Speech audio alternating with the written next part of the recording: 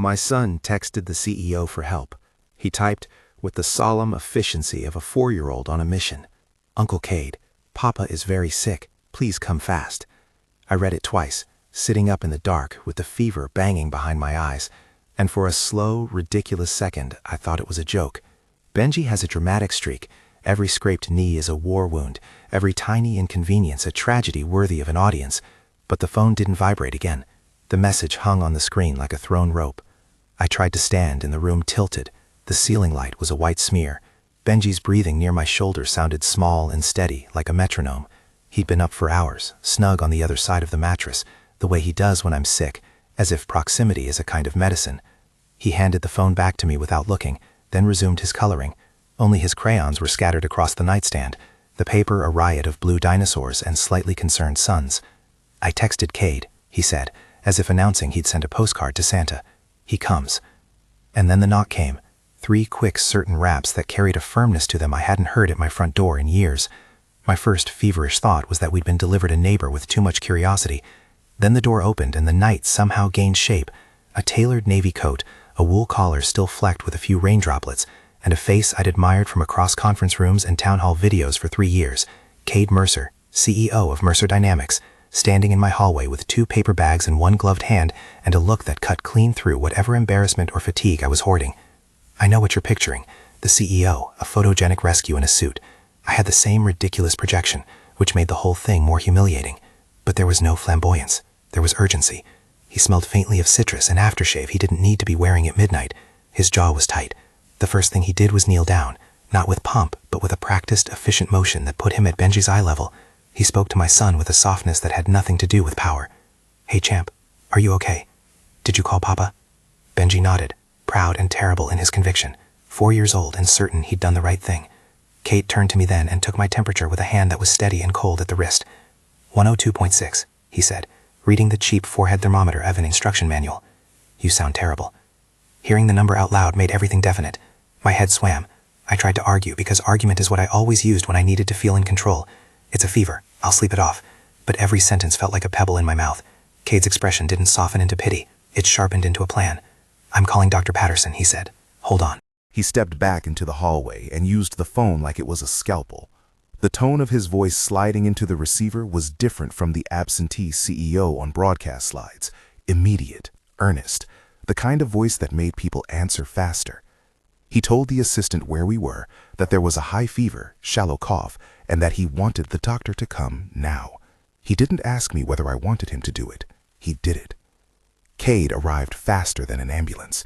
That phrase feels theatrical when I say it now, but it's the truth in the small measurement of minutes. Ambulances take time, dispatching, traffic, protocols. Cade didn't bring a siren. He brought the kind of speed you get when someone very near you decides they will not waste a second. He told me later he'd been at a meeting 2 blocks away and turned his car around the instant Benji's message appeared. He had an assistant, of course. He sent the assistant away with instructions. He used proximity, not privilege. I need to keep saying that so no part of this sounds like I expect it to be rescued because of my job title. The doctor, a soft-spoken man in a cardigan named Dr. Patterson, came 10 minutes later with his bag and a calm that seemed designed to untangle panic. He listens like someone's saving someone every Tuesday afternoon. He checked my breathing, listened to the crackles at the base of my lungs, and frowned at the way my chest rose, shallow, guarded. "Pneumonia's on the table," he said, the words clinical and sharp. 102.6 is high, especially for an adult with a persistent cough. I'd like to keep you at home if we can monitor you. Antibiotics, rest, humidifier, fluids. But if you become short of breath, dizzy, or your oxygen drops below 92, you need to go to the ER. He prescribed a round of antibiotics, wrote down a clear schedule for when to take them, and circled the warning signs like a teacher circling homework missed. He took my oxygen saturation with a fingertip clip, 94, and said, "Call me in 12 hours. If it drops at all, you go in." He explained why. Pneumonia can escalate quickly when the immune system is compromised, and for someone caring for a small child, you need to be watchful. Cade listened without interrupting, but he did not move his hands away from Benji's small shoulder. He arranged the humidifier, which sounded like a rescue department, a soft hiss filling the corners. He was inexplicably good at domesticity, pulling clean towels, unlatching the cupboard to find low-sodium chicken broth, microwaving a bowl with the skill of someone who'd been taught, not told, how to make something simple feel like medicine. He didn't stand back to admire his own utility. He folded the blanket onto my knees and sat down on the tiny folding chair that lives under the linen closet, not because it matched anything, but because it held him perfectly beside the bed. I watched him watch us, me fevered and annoyingly human, Benji intensely competent at handing me a glass of water like a little nurse. There's a particular kind of exposure when someone you've held at an office distance decants into your home. I've seen Cade in the boardroom, smoothing contingency plans, his voice measured and a little chilly. In my hallway, he was suddenly unarmored, all capacity funneled into care. It made me feel both guilty and adored at once. "Lonnie?"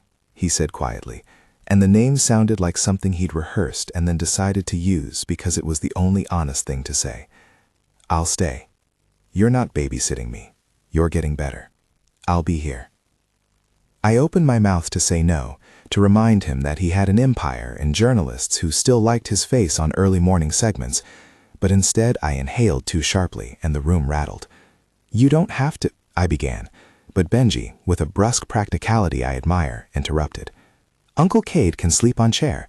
He will wake up when Papa coughs." So we let him. The first hour was a blur of the doctor explaining dosages, Cade negotiating with my phone to silence my team, and me agreeing to every sensible thing I had been refusing in the days before the fever turned reasonable into urgent. At one point, Cade tucked a damp cloth to my cheek and said, "Cold compress," like a prescription. His fingers brushed my temple, and the world condensed into the flat weight of his hand.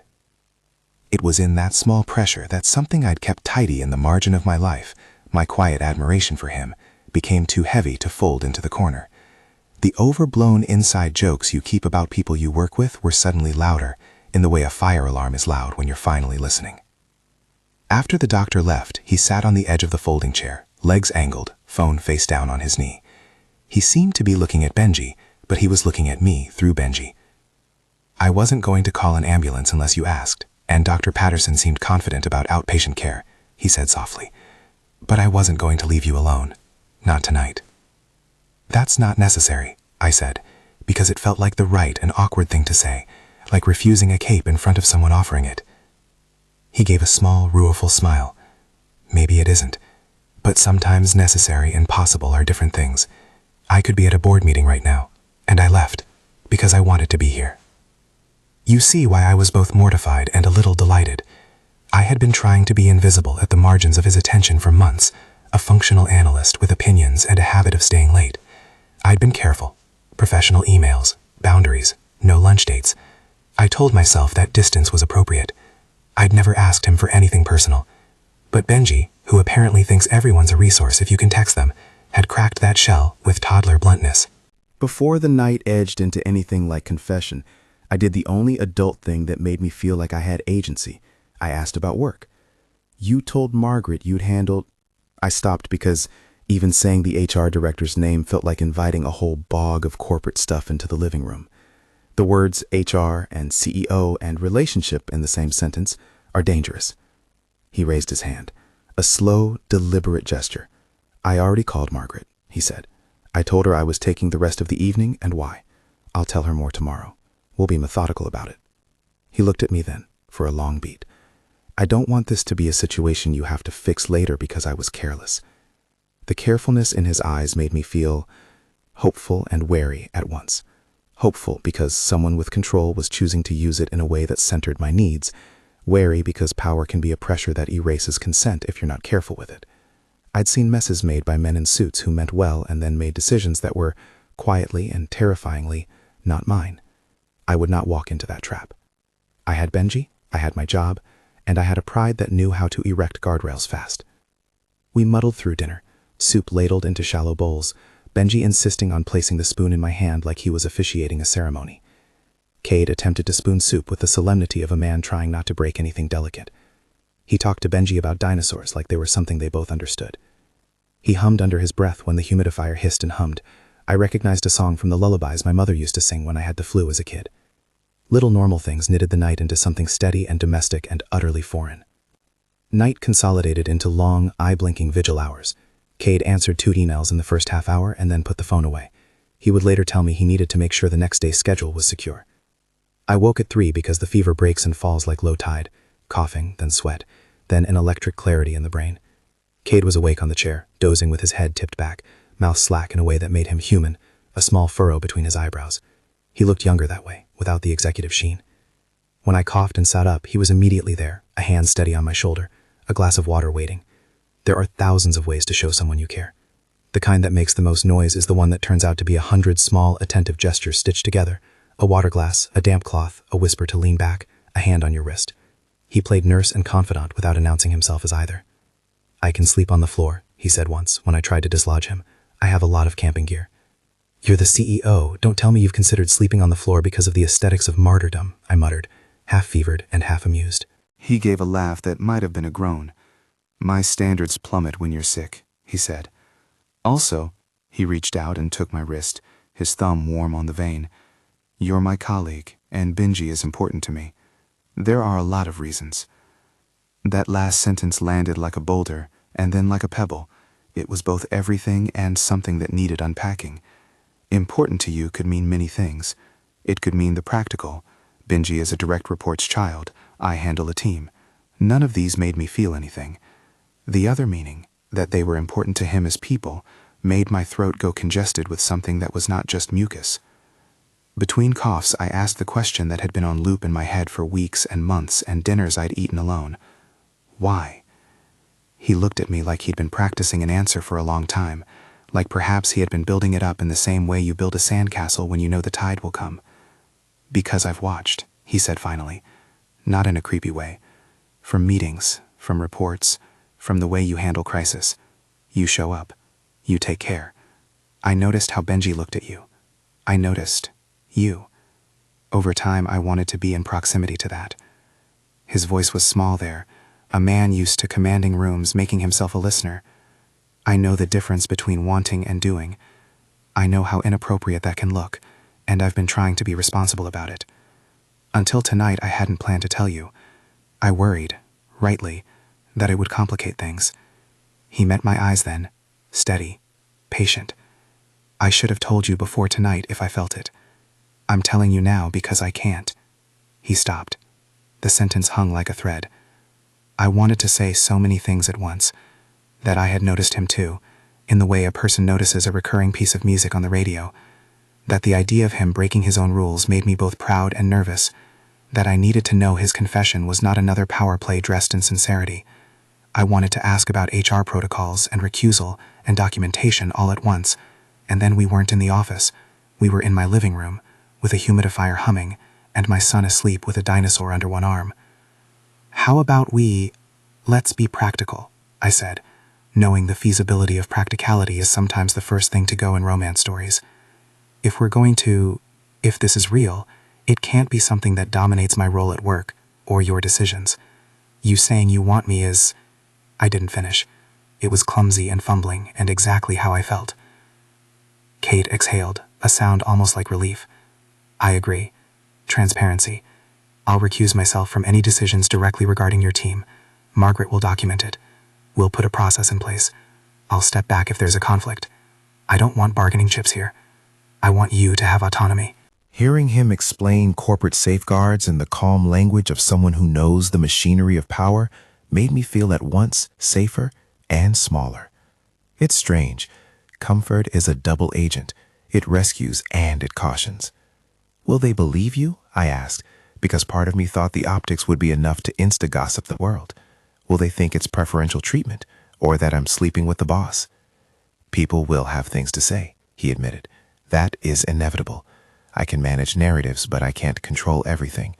I can, however, commit to being transparent and handing off anything that could look like favoritism. And if they push and the board makes it impossible, then I'll make a choice." He looked almost embarrassed to say it. "I'd make the personal choice before letting you suffer professionally." That line, an alchemy of protectiveness and risk, thudded in my fevered head. It sounded like a promise and like a threat to a career we'd both worked years to build separate of any romance. He knew that. He still said it. We fell into a stuttering, urgent honesty that felt, given the circumstances, like a responsible leap. We agreed quietly on some rules.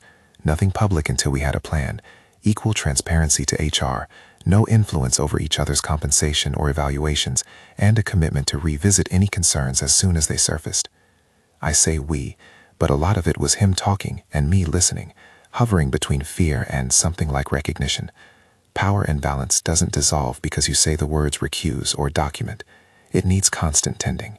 Somewhere around 4 in the morning, Benji woke up and shuffled into the bed between us, still half asleep, a sink of drool on the pillow. He wrapped his arms around my neck and mumbled, "Cade, you stay?" Cade leaned forward and kissed the top of his head like it was some official gesture. "I'm staying," he whispered.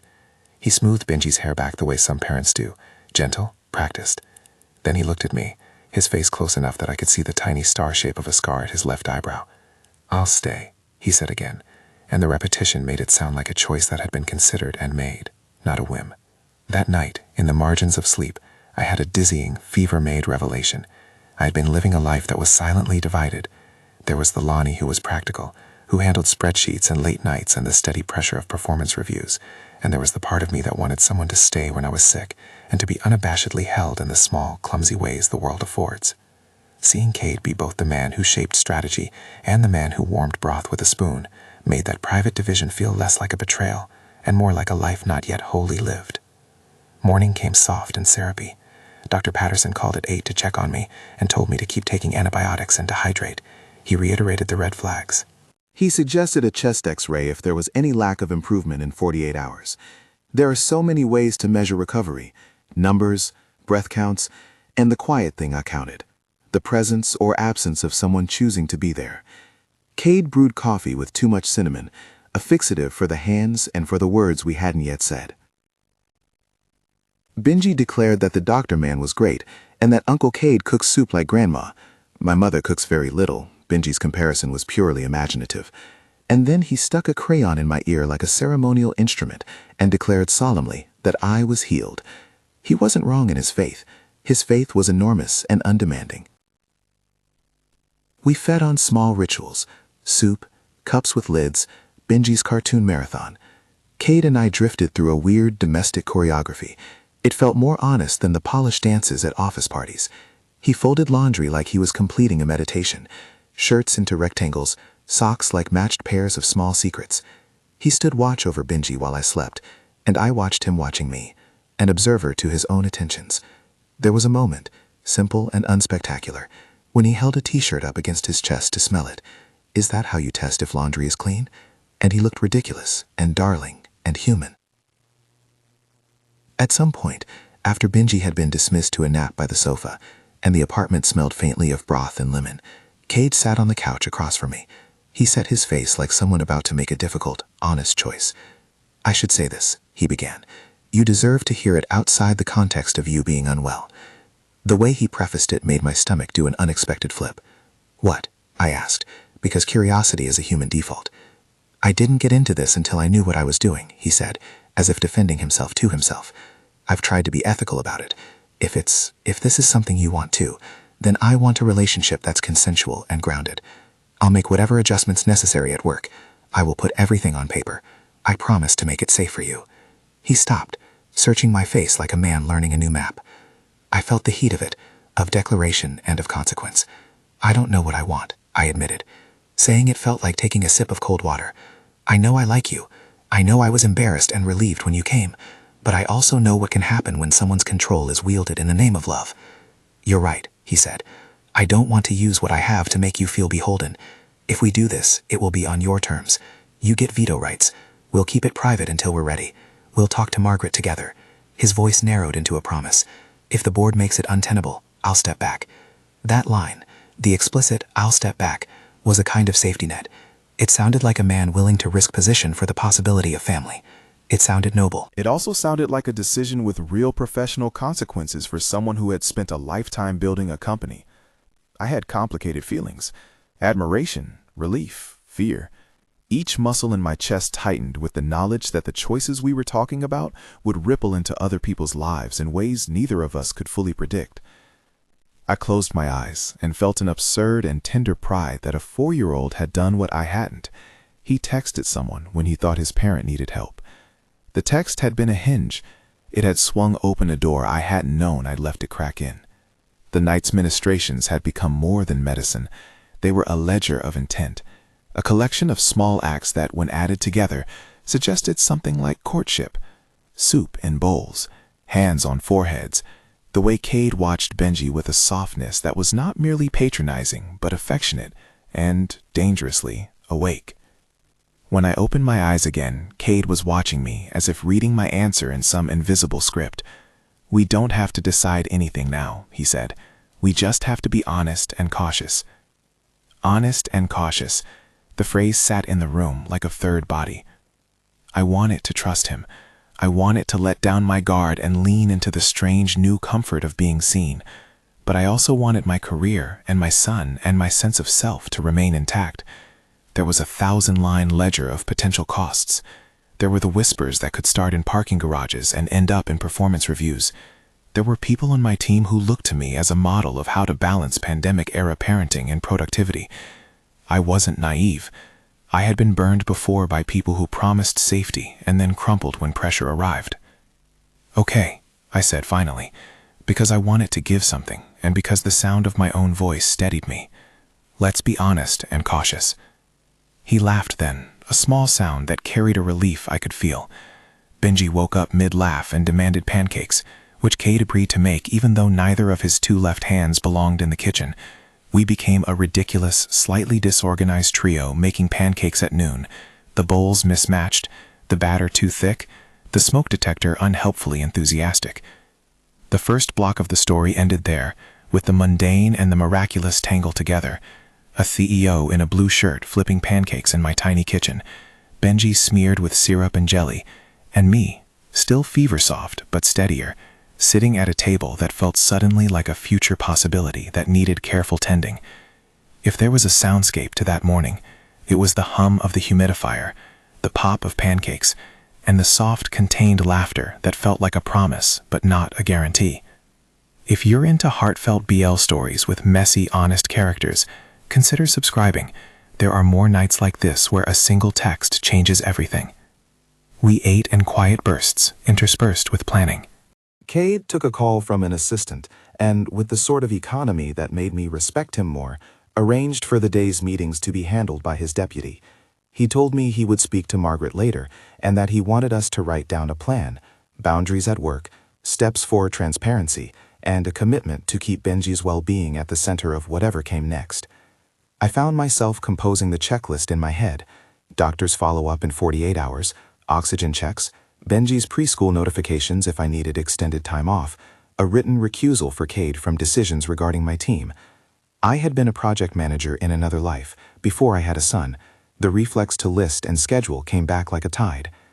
But between the items on the list, there were little unquantifiable things that mattered more: the warmth of a hand on the small of my back when I stood, the way Cade rearranged our cushions when Benji launched himself at the couch, the way he laughed when Benji tried to teach him the latest dinosaur fact.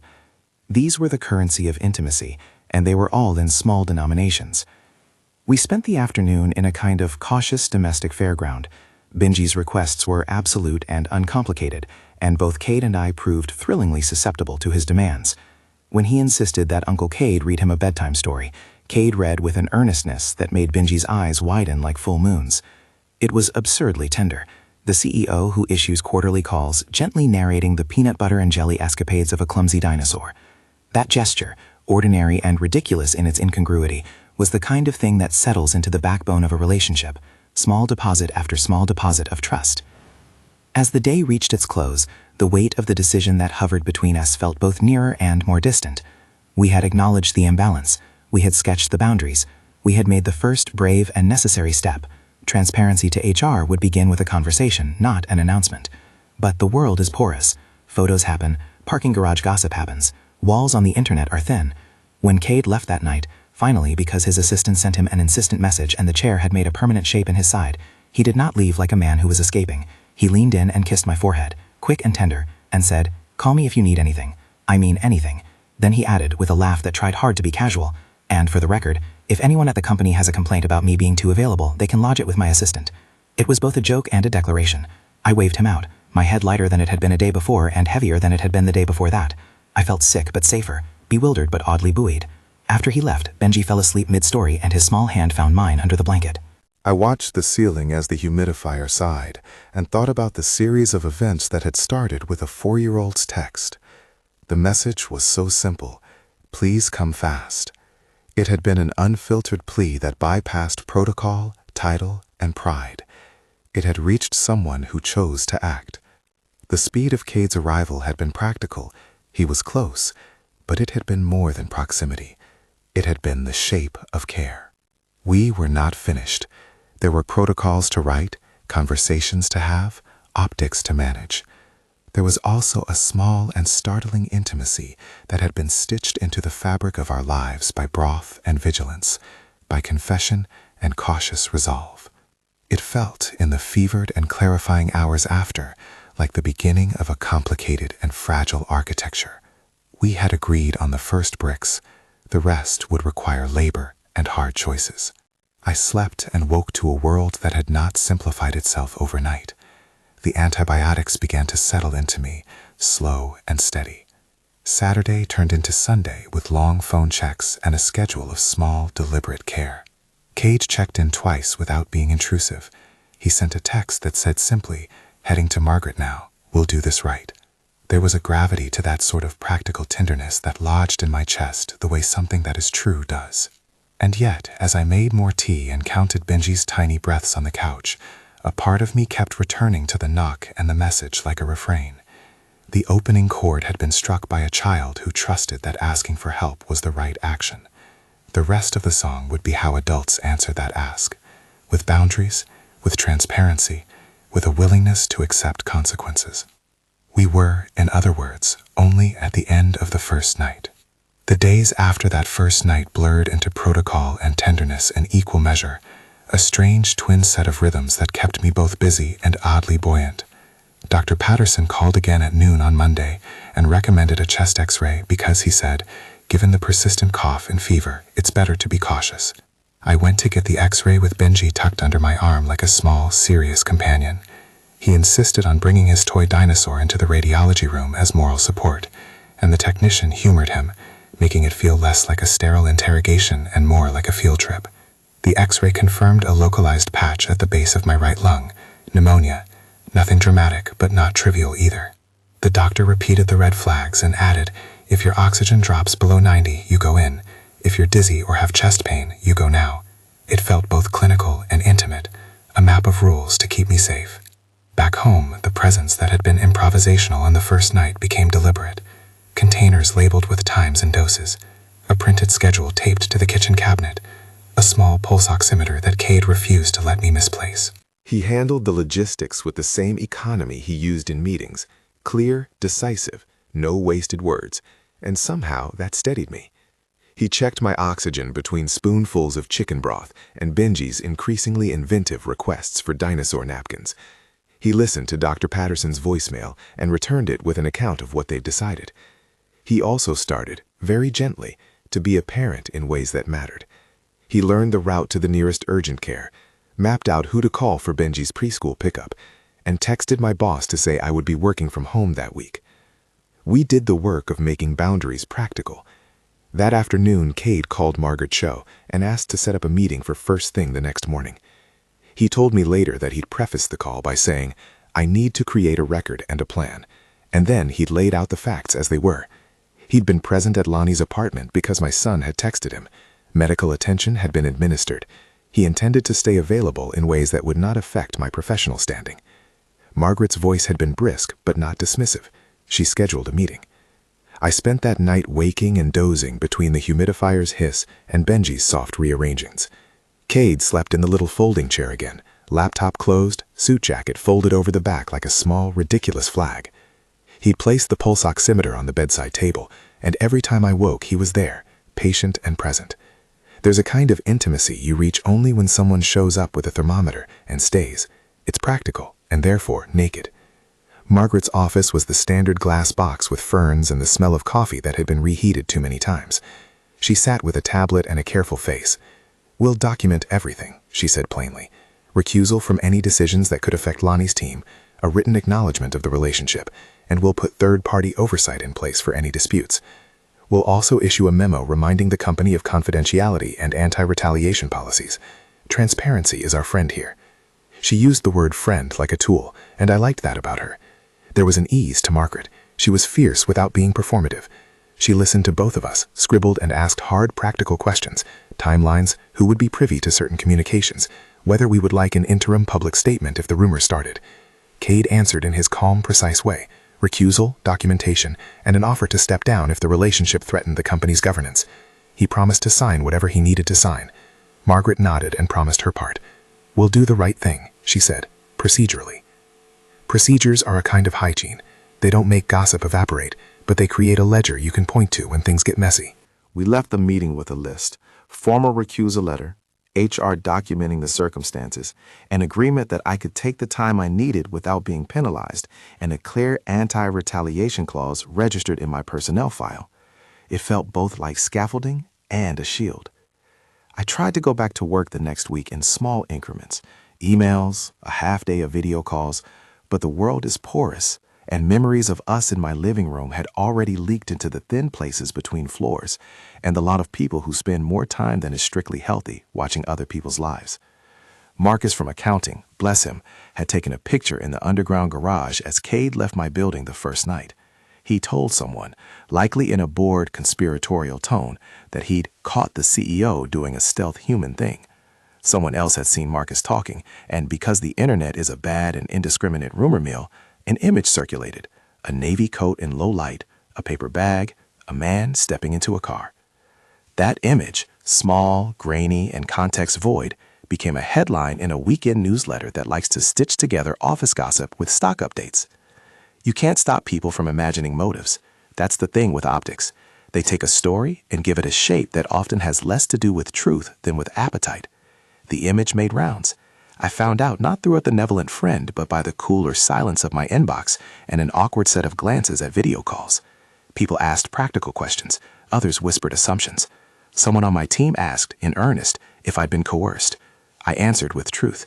No coercion, full consent, and a careful plan in place. But words are porous too. They filter through other people's fears.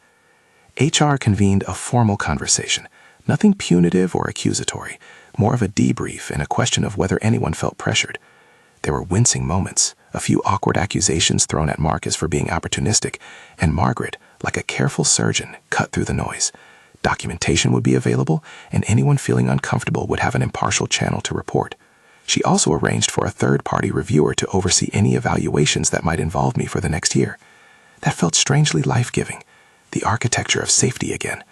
Still, the photograph had done what photographs always do. It flattened nuance. A board member saw it and texted Cade. One text turned into a series of texts, and then a closed-door meeting. The board wanted a full explanation. They were not cruel. Most board members bobbed in a kind of anxious stewardship over the company's reputation, but they were direct. Cade presented the facts with his usual unflappable clarity. The text from a 4-year-old, his proximity and decision to act, Dr. Patterson's diagnosis, the HR plan. He made the unusual move of reading his own recusal statement aloud and placed it on the table.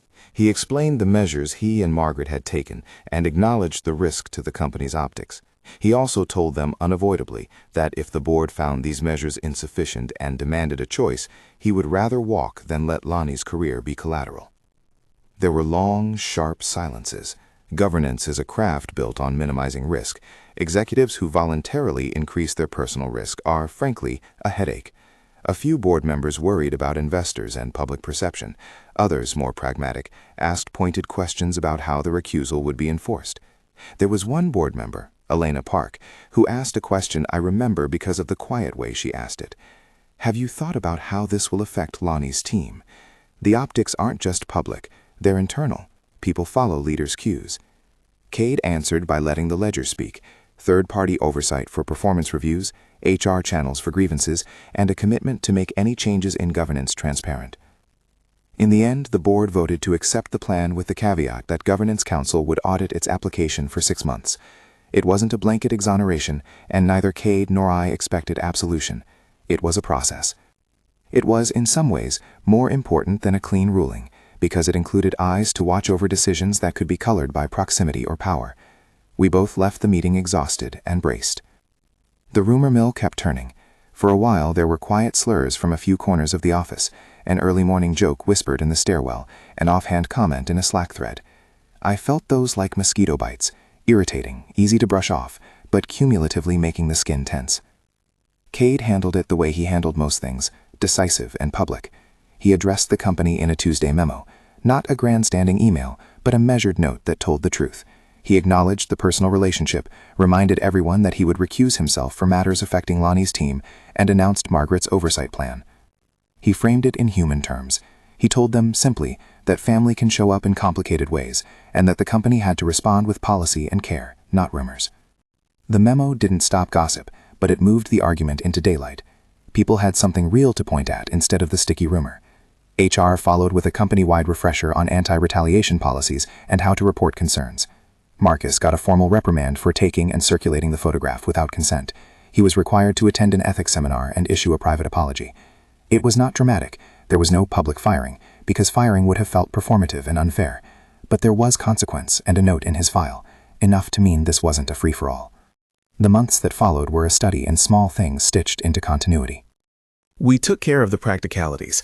I returned to work full-time in staggered steps, supported by the oversight structure that made my evaluations impartial. Cade built routines so that his role at work and his role in our home didn't crush one another. He delegated more, created redundancies in his calendar, and sometimes put the company on hold for an hour so he could be at Benji's preschool pickup. Those acts, visible, repeated, allowed people to adjust to a new reality that included us. We also built a private life that had nothing to do with government's memos. There were ordinary rituals that accumulated like a small fortune. Pancakes on Sunday smeared with too much syrup. The careful ritual of bedtime stories read in an exaggerated theatrical voice. Cade's way of pretending to lose his balance on purpose so Benji could save him. The child is the truest adjudicator of any adult behavior. Benji's quick affection and uncomplicated trust were the highest currency we had. For a while, he called Cade Uncle Cade consistently, the safety of familial nomenclature. And then, one morning after Cade taught him how to pedal without training wheels, Benji climbed onto Cade's lap at dusk and whispered, "Cade, be my dad?" It was not a decree but a question, and Cade answered by tucking him under the blanket and murmuring, "I'd like that." There were weeks of awkwardness, too. A client conference called for Cade to speak. He arrived with Lonnie at his side on purpose, a kind of quiet validation. I felt the eyes, some cold, some curious, some admiring. A particularly biting op-ed in a business journal argued that executives should avoid entanglements. Cade replied with transparency and with policy. He did not apologize for choosing to fight for us. The board's initial testing period stretched into a 6-month audit that culminated in a clearance, conditional and with recommendations about transparency, but it suggested that what we'd arranged was defensible, if watched and maintained. We handled breaches the way people do when they love and also have to preserve careers, with constant conversation. If I felt pressure, I raised it. If Cade saw a look from a colleague that suggested favoritism, he rerouted the person's assignment. We never took decisions in private that affected my team. The rules were tedious sometimes, forms to sign, verbal recusal, witness statements, but they were necessary stitches in a mending fabric. Our intimacy grew in the small, ordinary ways you can't show in a press release. Cade learned the precise angle of Benji's crayon thumb, how he colored dinosaur eyes with solemn concentration. He learned that I like my coffee with a dash of cinnamon, and that I hate cilantro, even though he thought cilantro was a diplomatic herb. He began, unexpectedly, to remember the little things about my life, my mother's favorite jam, the way I spell my name in legal documents, and these micro-remembrances felt like quiet vows. There were also more private, tender confessions. One night, months after the pneumonia and after the board's review, we sat on the balcony beneath a sky the color of cooling tea, and Cade took my hand. He'd been quieter in the weeks since the audit cleared us, a space I'd mistakenly read as retreat. "I worry," he admitted, and that single, unvarnished word was unexpected. "I worry that one day my choice will cost you something I can't fix." "You've already said you'd step away," I said, because I needed to hear it again to anchor myself. He shook his head. "It's not just that. I worry about the cost to you emotionally, about people's small cruelties becoming loud. I worry that my willingness to be visible will make you the subject of all sorts of speculation, and that I won't be able to shelter you." He spoke with the blunt, resistant honesty of someone used to managing risk. "I don't want to be sheltered," I said. "I want to be seen without it being a problem. That's the thing. I don't want my competence to be overshadowed by our private life. I want to be me." He looked relieved and mournful at once. "I want that for you too," he said, "which is why I keep insisting on the ledger." We kept building the ledger, with both policy and practice, recusal forms, third-party evaluators, HR channels, and candid, regular conversations. And we built the domestic ledger with small rituals that meant nothing to the press and everything to us. A Saturday morning where Cade attempted and failed to make sourdough. An evening where we sat on the floor teaching Benji to fold paper boats. The quietness of 3 people sleeping in the living room with a marathon playing softly. There was a seminal moment in the slow smoothing of things. A month after the board accepted the oversight plan, Cade agreed to a company dinner where a few stakeholders would be present. He told the group he would be accompanied by a family member, but then surprised them, introducing Benji and me as family rather than a guest. It was small and intentionally ambiguous, a way to normalize rather than neutralize us. The applause was polite and then warm. I watched faces, some softened, some unchanged, but the small public acknowledgement shifted something. It made us less of a rumor and more of a reality someone could reckon with. Over time, the more vicious spins faded. They were replaced by a more mundane curiosity. People asked about vacation plans and the right age for a first bike ride. The intensity dissipated into the normal business of lives. That's the other thing about rumor. It's loud for a while, but it tends to look for something newer to feed on. We had our own private fracture too, a test of sorts. A customer's contract required a meeting that would include a vote on a new division head, a vote that would indirectly affect members of my team. I was named to present the case. I told Cade about my involvement, and he recused himself, as he had promised. But then a shareholder proxy called to ask about the appearance of favoritism and implied that perhaps I should step aside for the vote to avoid the even appearance of impropriety. The pressure to protect the company's reputation was suddenly placed on me like a physical object. I convened a small meeting with Margaret and the third-party oversight council. We recorded the parameters of the vote and made it explicit. I would give my presentation facts own. The oversight council would handle the evaluation of outcomes.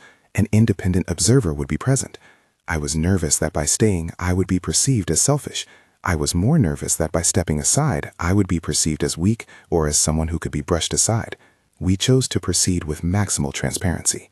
The vote passed fairly, and my integrity felt intact.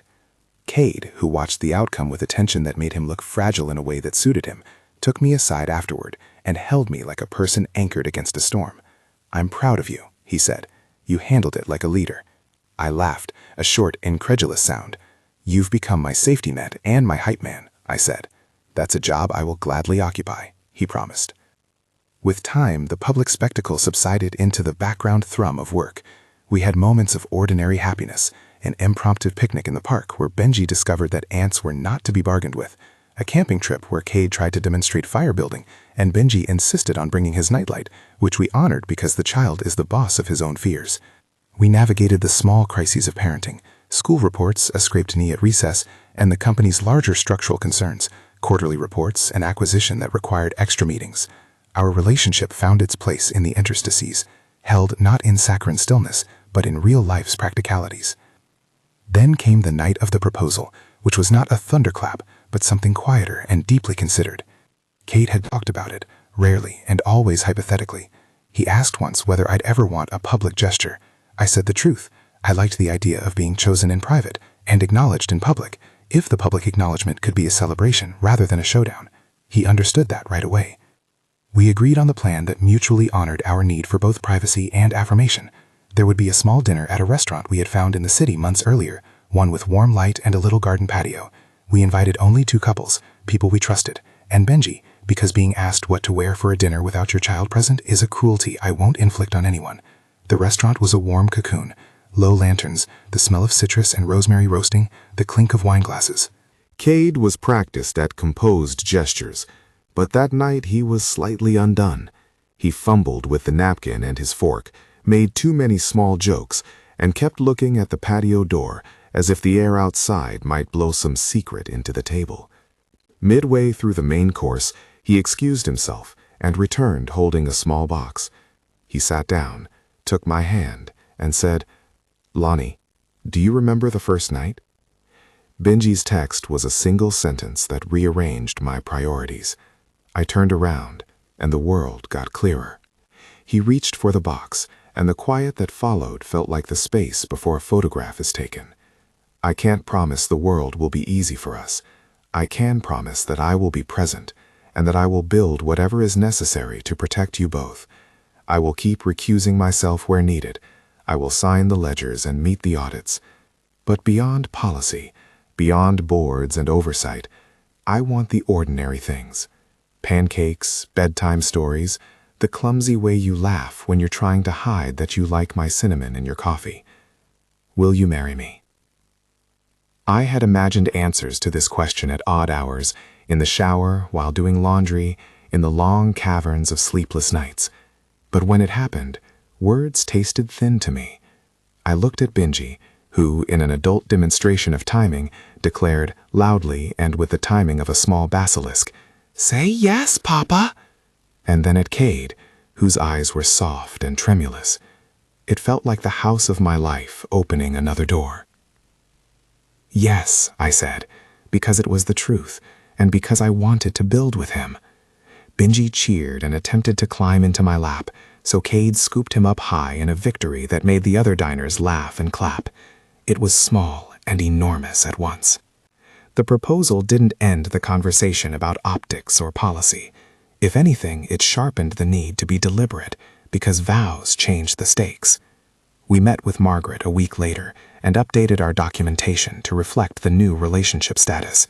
Cade reiterated recusal plans and suggested a long-term governance arrangement, an amendment to the company's conflict of interest policy that explicitly covered executives in personal relationships with employees. Margaret loved it. The board, after an initial collective intake of breath, saw it as prudent and a sign of leadership, turning a personal risk into organizational improvement. The audit framework was expanded to include long-term oversight for such cases. Again, it wasn't dramatic, it was paperwork and vigilance, but it was also an institutionalization of care. At the engagement dinner that followed, we invited family and a few close friends. There was an odd, rewarding moment when a colleague from the early days of my career, someone who had seen me at my most frazzled, hugged me and said, "I'm glad you're choosing something that looks like happiness." It was an odd phrase, looks like, but there's power in being seen choosing your own kind of life. Months passed. We planned a small wedding that felt like an honest reflection of us. Benji's drawings as place cards, pancakes for the morning after, and a short, kind ceremony. Cade's board involvement settled into a steady hum. People adapted the way people do when life insists on continuity. Not everyone was enthusiastic, but few were doggedly cruel. Our nearest colleagues, those who had been with us in the difficult first weeks, were our unexpected allies. They found themselves drawn into the household. A meal here, a kid's birthday there. We built a small village. The domestic consolidation that followed the wedding, legal name changes, a shared calendar, joint health insurance discussions, felt less like an erasure of privacy and more like the addition of scaffolding to a house that had always been under construction. There were practical matters. Cade grew adept at fielding PTA emails. I learned to read company filings at a better clip. Benji learned to share toys without it turning into a small tribunal. These are the small, faithful things that make a family. There were, inevitably, moments of friction. Power imbalances don't evaporate because two people love each other. There were times I resented the extra scrutiny, times when Cade's default to protective action made me feel small. There were times he felt defeated because a shareholder's botched commentary flared into a public apology. We argued about transparency, about how to maintain autonomy, about who would go to the supermarket. We argued, and then we made soup, and apologized, and wrote memos, and made up in bed with fingers intertwined like apologies. The most honest, small victory came on an ordinary Thursday. Benji came home from preschool with a paper crown and an artist's rendering of our family. 3 stick figures, a heart, and a tower that must have been our building because he drew a car in the driveway. Under the 3 little figures he had scrawled, with the confident hand of a child who knows love without caveat, Lonnie plus Cade plus Benji equals home. He wanted to hang it on the fridge. I watched Cade tape it in place with a deliberateness that was half ceremony, half domestic worship. One weekend, months after the pneumonia and the board's audit and everything in between, I found Cade in the kitchen at dawn making pancakes. The light was soft, and a few crumbs scattered across the counter like confetti from a celebration only we remembered. He had cinnamon in his hands and a towel tucked into his back pocket, like a small earnest flag. "I was thinking," he said, flipping a pancake with a practiced, gentle movement. "I never expected to be at a stove this early, for reasons other than meetings." "You never expected to do a lot of things," I said, "like fold a fitted sheet." He looked affronted. It's on my list, he said. Between writing a governance amendment and learning to fold after your method. Rectangles, correct?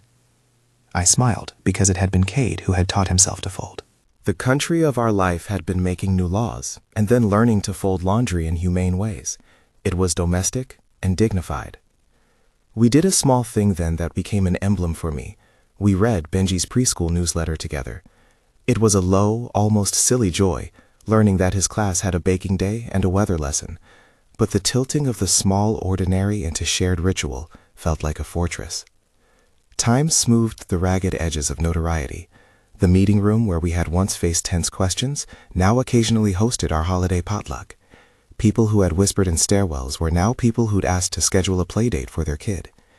That doesn't happen because everyone suddenly agrees. It happens because a small cohort of people stop being titillated and start being human. As the months accumulated, Benji's language shifted too. He began to use the word dad sometimes, like a bright, experimental thing. At first we both paused, a parental reflex to not confuse the child with labels that might make him feel pressured. And then we allowed it, because we both loved it, and because the word landed with perfectly ordinary ease. When he first said dad in the middle of a contented afternoon, Cade reading with exaggerated voices, and me folding laundry with the precision of someone who had memorized comfort, Cade looked at me, and then at Benji, his face something like stunned gratitude. "You said it," he whispered. Benji nodded, solemn, as if his speech was an offering. The decision we made, over phone calls with board members and quiet agreements with Margaret, and in whispered promises in my kitchen, had not fixed everything, and had not bought guileless acceptance, but it had reshaped enough of our life that a photograph no longer had the power to collapse us. The son's text that had started the whole thing remained the hinge point, but it had been joined by tens of thousands of other small things. Pillows straightened, hospital calls made on time, recusal forms signed, foldouts in my inbox that testified to the mundane bravery of living a visible life. There were days when I would look at Cade and still be astonished that a man whose face dominated quarterly reports had decided to be an intimate actor in our little world. Once, when Benji had a fever again, only a mild viral thing that passed with acetaminophen and a popsicle, Cade was there at midnight, sleeves rolled up, a mug of tea in hand. Faster than an ambulance, Benji had declared with the solemnity of a prophet, grinning into a pillow. Cade had laughed and kissed the child's forehead, and then mine. It was a memory we would later tell each other in the small language of nostalgia, an origin myth of sorts. Sometimes people ask which part of the story I would change. My honest answer is, I wouldn't change Benji's text, not because it was a dramatic catalyst, but because it was an honest child's response to seeing someone he loved unwell. The truth is that intervention came in the form of care, not privilege. Cade happened to be close by, yes. He chose proximity over convenience. Why he chose that, because he cared, because he'd loved from afar, is both equivocal and profoundly clear. There's a difference between rescue and care. Rescue is a single dramatic act.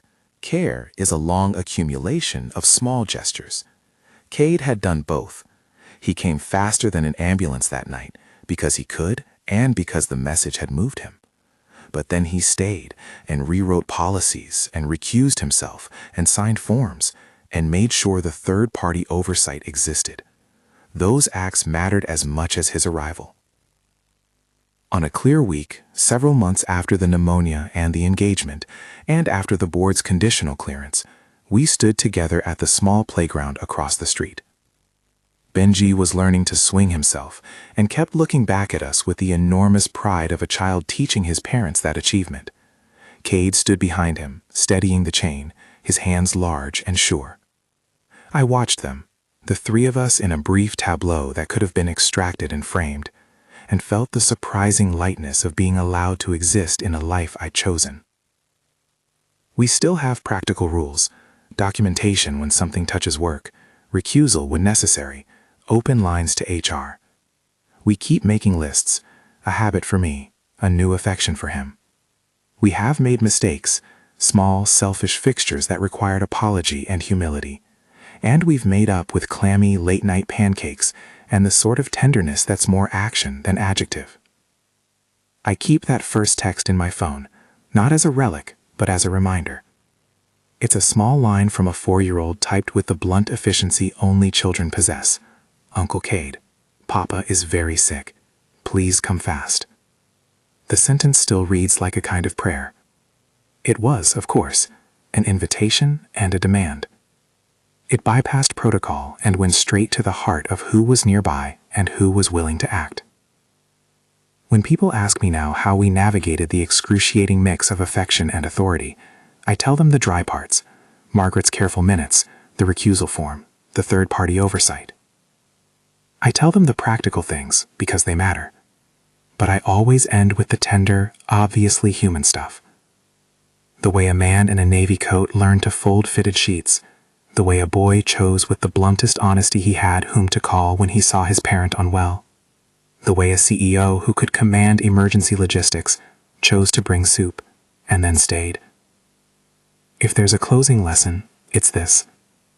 Love that arrives is good. Love that stays and is willing to be shaped by rules that protect others is better. We didn't get a fairy tale absolution. We got something more durable. We got the patient work of aligning hearts with policy and affection with accountability. Sometimes when the night hush tilts toward the small, honest hours, I take my phone and read that original message again. Benji will be asleep with his tiny chest rising and falling, Cade's hand near mine on the blanket, the apartment warm with the smell of lemon and broth, and I'll think of that frantic, brave little text.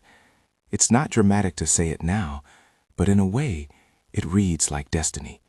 A small person's urgent plea, the kind of human honesty that forces adults to decide what matters. Cade arrived faster than an ambulance because proximity and choice met at the right messy moment. He arrived with speed and then built the slow things that make a family possible. If this story touched you, if you liked the messy, careful way we did the work, please like and subscribe. I'll share more stories about people who fall into each other the hard way and decide to stay.